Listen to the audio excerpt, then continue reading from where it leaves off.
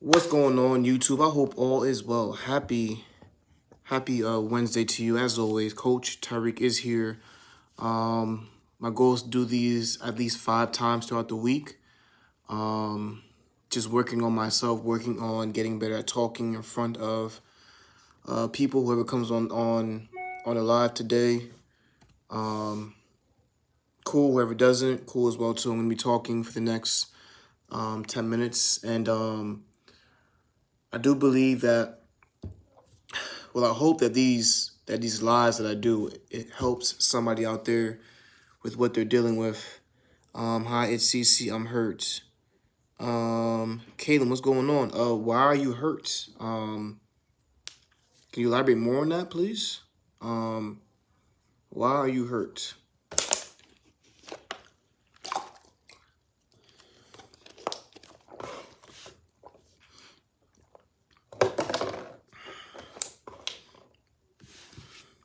I hurt my knee. Ooh, ouch. How'd you hurt your knee?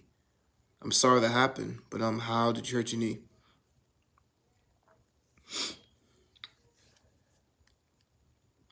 From cheer. Oh man, sorry to hear that.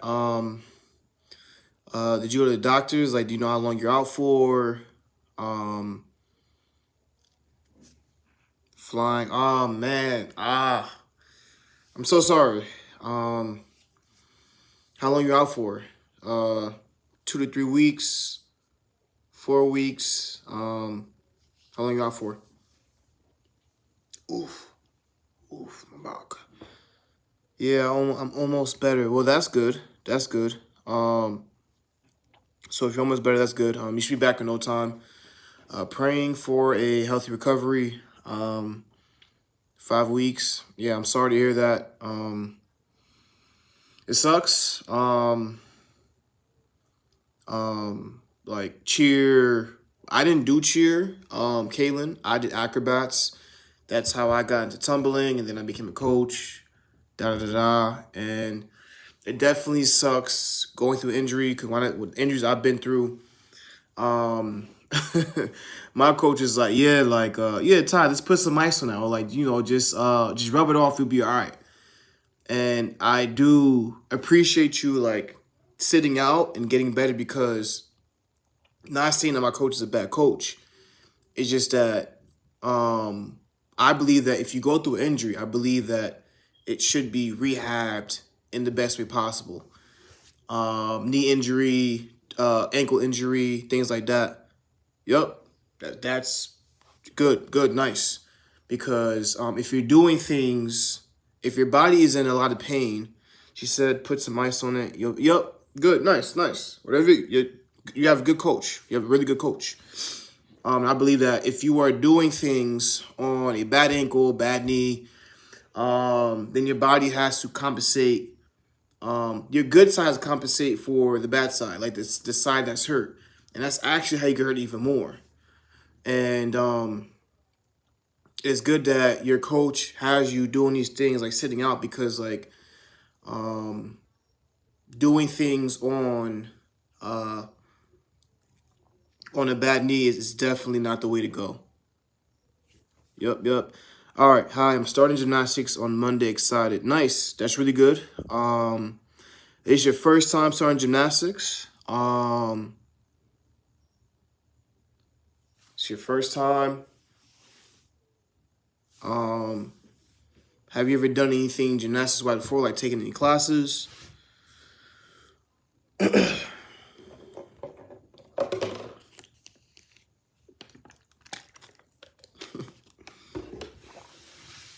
yeah, any questions about tumbling, feel free to drop it down below. If not, I'm going to talk for the next, I would say, 6 minutes about my topic for today, and then hop over for tonight. So if you have any questions, it could be about a forward roll, backwards roll, front walkover, back walkover, handspring, double, triple, stand tuck, running tumbling, running tucks, running layout, full, double fulls, things like that. Drop it down below. Don't be afraid. I am not here to judge you. I am just here to make you better. My goal as a coach is to inspire and motivate as many people as possible. That's why I do these lives. not just for myself, but for those who are looking for help. I know when I was a tumbler, I didn't really have the type of resources that you guys have now. When I was doing acrobats, I had so many questions about like tumbling. And I was like, yo, like, how do I do this better? Not like it's going back to my coach, like not saying my coach was a bad coach. It's just like there were things that I didn't understand, and I was afraid to ask my coach because I felt like that was, I felt like that was wrong to ask my coach how to do a better round off or like how to do a better back handspring and think like how to keep my legs together in my back handspring. Like I didn't know the answer to those questions. And because I never asked him, it took me that much long to achieve these skills. So that's why I'm here. I'm here to just, help out the best way I can. All right, so I've wanted to get back my back handspring, get it. I'm scared. Any tips? Okay. Low key Quinn, what exactly are you scared of in your back handspring? But the topic for today is being comfortable with uncomfortable situations. And I've been to Nevada, I've been to Utah, I've been to Chicago, I've been to Indiana, my whole tour, helping athletes out.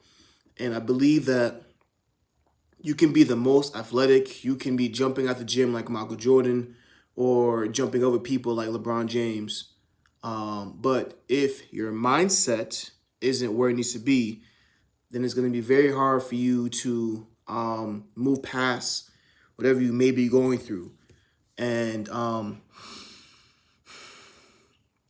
believe that the only way for you to get past these uncomfortable situations is actually putting yourself in those uncomfortable situations. And I would say that doing things that you don't really like to do. I would say for me, like I spot on my right side, and I know I'm going to come across athletes who want me to stand on their left side. I know I'm going to come across an athlete who wants me to spot their round handspring full on their left side. So for me, I can't be one-dimensional and say like, nah, I'm only going to spot you on my right side. No, I'm not going to do that. So for me, I have to put myself in uncomfortable situations so I can grow more as a coach. I want to spot on my right side and on my left side. So for you guys, I would say that I know a lot of people don't like to do, or a lot of kids don't like to do laundry, or they don't like to wash dishes, or not having a phone for like a whole week. That is putting you in an uncomfortable situation because you're used to having your phone, texting, whatever the case may be, throughout the whole week. So if you can find a way that will test your mind or put you in situations where you really don't want to do that, that will help you push towards being more great at what you're doing now. Being great at something, you have to be able to sacrifice things along the way. And as much as you might not like doing that, I do believe that that is a part of the process. And for me, there's a lot of things I don't like doing. There's a lot of things that I don't want to do throughout the week for TyFlipzz, but I do believe that I've only come this far by making sacrifices along the way, like posting every day. I don't want to post every day, but I do believe that I've made an impact, not just in cheer, but also all across the world, like people who I may meet, who I may not meet, saying, oh, Coach Ty or TyFlipzz, thank you for these videos. They've inspired me to do my handspring, my round finger tuck, whatever the case may be. So whatever it is that you don't like to do, if you start doing that one thing or doing two or three, when it's time to do that skill, whether it's a back handspring, whether it's a round off, handspring full, through to, I don't know, handspring full thing, like something that really throws you off when you're tumbling. If you can put yourself, if you could take yourself out of your comfort zone and doing things throughout the week, 2 weeks, 3 weeks, and so on, you will push yourself past your limits in terms of what you have to do on the floor. Let's see. Okay, I'm scared to jump back into it. So, low-key Quinn. So are you scared to jump into your handstand? Yeah, are you scared to jump into your handstand for your back handspring?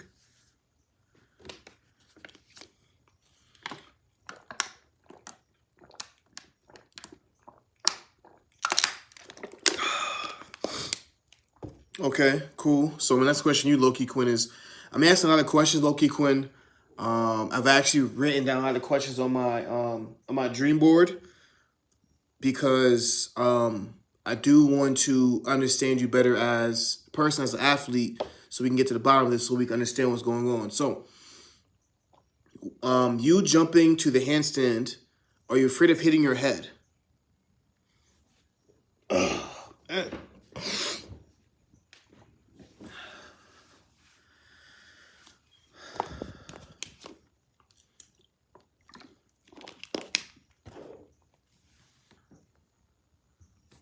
Yes. Okay. Cool. So, um, now, do you believe that you are strong enough to do 20 push-ups right now if we went to Low-Key Quinn? Like if I say, hey, let's do 20 push-ups, would that be a struggle or would that be very easy for you to do?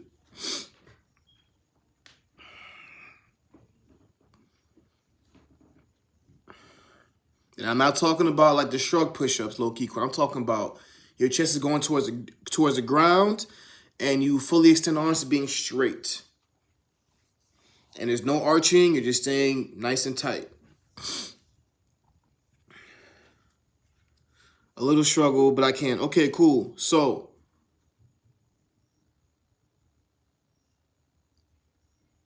um, is 20 push-ups, is that hard for you? You said that, oh, a little. Okay, okay, cool. So if you struggle with doing, or if it's a little struggle, Low-Key Quinn, then jumping to your hands while doing a back handspring will be a struggle as well too. It takes a lot of upper body strength to jump to a handstand and a back handspring, Low-Key Quinn.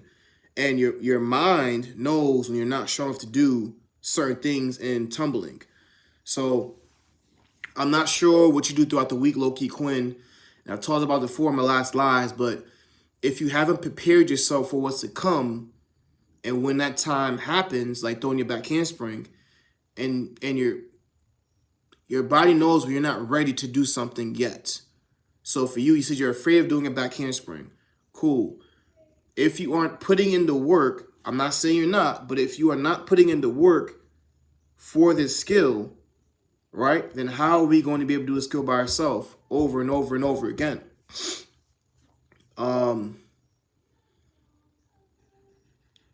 So I'm not sure where your upper body strength is at, Low-Key Quinn, but I would start with having a list of things to do throughout the week so you can get stronger for your back handspring, and then your confidence will also go up as well as you're doing this. If you can build your confidence more, Low-Key Quinn, and that comes from preparation, the way you prep yourself throughout the week, 2 weeks, 3 weeks throughout the month, then you will take that next step towards doing your back handspring. I believe that will happen. But it all happens with the way you prep yourself. Do you usually get your back handspring spotted, Low-Key Quinn, or do you throw like on the safe mat?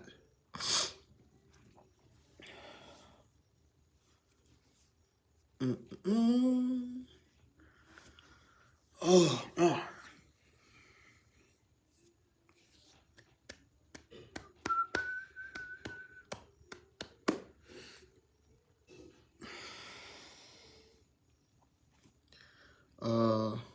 I'm not sure if Low-Key Quinn is still here. Like I said, any other questions about tumbling, feel free to drop it down below. If not, I'm pretty much done with talking about what I want to talk about. Okay. No, before you leave, Low-Key Quinn, do you usually throw your back handspring on a safe mat, or do you usually get spotted when you're doing your back handspring? And how much do you, if you do get spotted, how much do you rely on the spots when you are doing your back handspring?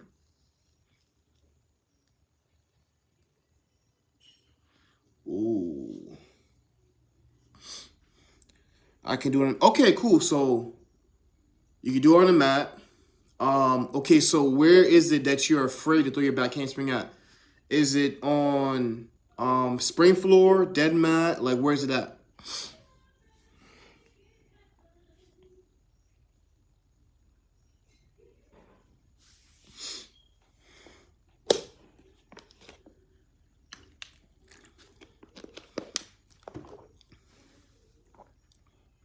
The mat is on grass.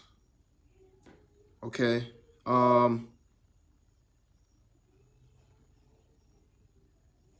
Okay, so do you get spotted when you're when you're outside? Cause you said I'm scared to jump back into it.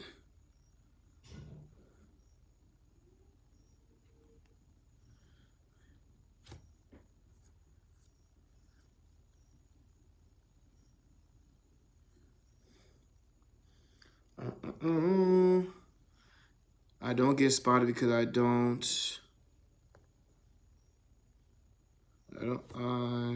get spotted because I didn't have a t-shirt. I did gymnastics. Oh, okay. Okay, got you. Okay, cool. So what I would advise, low-key Quinn, is it's up to you. I'm not saying you have to do this. I'm not forcing you to do this, but I would start with doing handstands. I'm not sure how long you go to handstand for now, but I would push for holding a handstand for 1 minute every day. Handstands, I would push for doing box jumps, like jumping on top of something, and also like falling back on to your bed. So you're going by your bed and you're just falling. You're just falling. You're doing like a trust fall towards your bed. If you do those things, I believe that will help with getting over or making you feel less afraid of doing your back handspring. I'm not saying that it's going to solve the issue, but doing nothing about what you're facing right now, I don't believe that is working. So I'm not sure what you're doing right now, but like if you can do more for yourself, I do believe you could do this back handspring by yourself. And keep working hard. I believe you can do it, and keep going. I will see you guys tomorrow. I'm doing the same thing, Q&As, talking for a little bit. But yeah, bye-bye.